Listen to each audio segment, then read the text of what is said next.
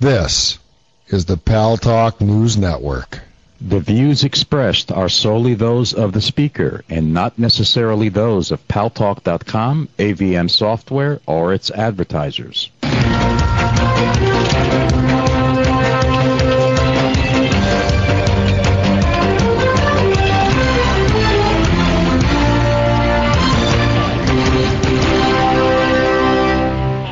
News Talk is online. News Talk Online, a production of paltalk.com, the largest multimedia interactive program on the internet with more than 4 million unique users, on demand on iTunes, YouTube, Blip TV, and my blog, GaryBaumgarten.com, where you're encouraged to post your comments, whether you agree with yours truly or not.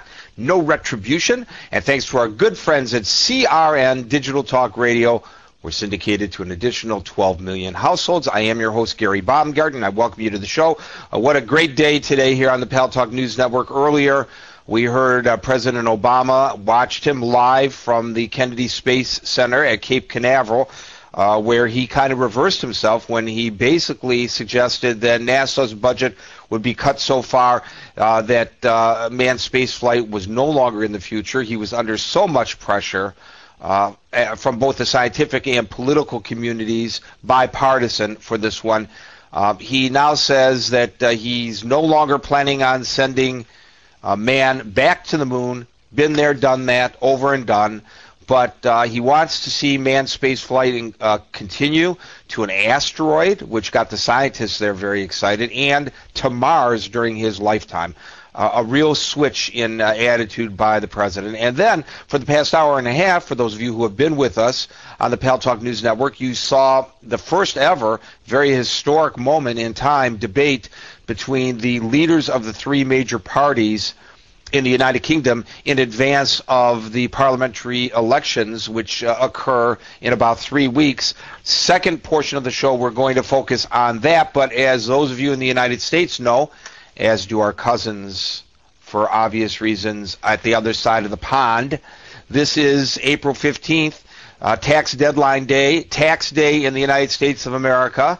All across this nation, and especially in Washington, D.C., there have been and will be and continue to be protests organized by the Tea Party.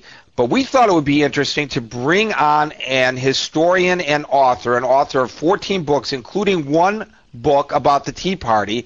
No, not the political Tea Party of today, but the original Tea Party called Founding Myths, Stories That Hide Our Patriotic Past. And his latest book is called Founders, The People Who Brought You a Nation. I'm referring to historian, and as some people have referred to you, Ray Raphael, as Mythbuster. Ray Raphael, welcome to News Talk Online on the Pal Talk News Network. It's a pleasure to be talking with you. It's great to have you with us. So our vision of our founding fathers is that they were overtaxed, taxation without representation. They went into Boston Harbor dressed as Indians. Native Americans, and they tipped the tea into the Boston Harbor as a protest against the taxes, and therefore it's a very patriotic and traditional thing today on tax day for us all to go out and protest against Uncle Whiskers, Uncle Sam, the IRS in particular. Is that story an accurate one? Yeah, well, about half of it is the fact that they dressed as Mohawks to disguise their identity, and the fact that they were very upset, and the fact that they dumped tea in the harbor, and the fact that the repression that came after that led directly to the American Revolution. That is all accurate. Their motivation for doing so, though, has been totally garbled. People have some kind of bizarre sense that the whole idea was that people were upset about paying high taxes. That seems to be the tenor of the protest here. Oh, we're paying or our taxes are too high, so we don't want to pay them, and so we get to throw the tea in the bay. And that wasn't what was happening. As a matter of fact, what they were protesting was a lowering of taxes. Excuse me. I think you may have misspoke yourself. I want to give you an opportunity to correct it. I think you misspoke yourself. I thought I heard you say that they were protesting a lowering of taxes. You got it, and I did not misspeak myself.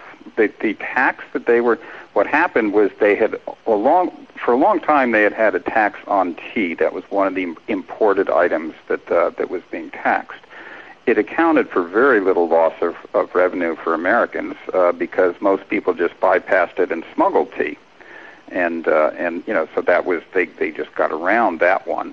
And plus, it was very little out-of-pocket money for anybody because what happened is not everybody could afford tea. Number one, just kind of got around it. But the problem is that the giant East India Company. Your listeners are going to have to stay with me for a little bit here to unwind this tale of kind of giant corporations and too big to fail and corporate greed and state-sponsored support for this giant corporation, which should be pretty familiar, but we're not hearing a lot about today. I mean, that's sort of, their world was much more similar to our world than we think it was.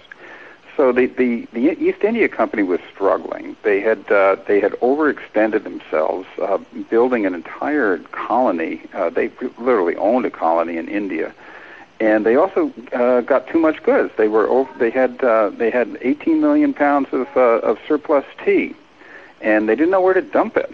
And the company was about to go belly up, and so they were figuring out a way for the state to bail it out because it was too big to fail. It was kind of like our banks or GM or something. If it failed, the British economy was going to crumble.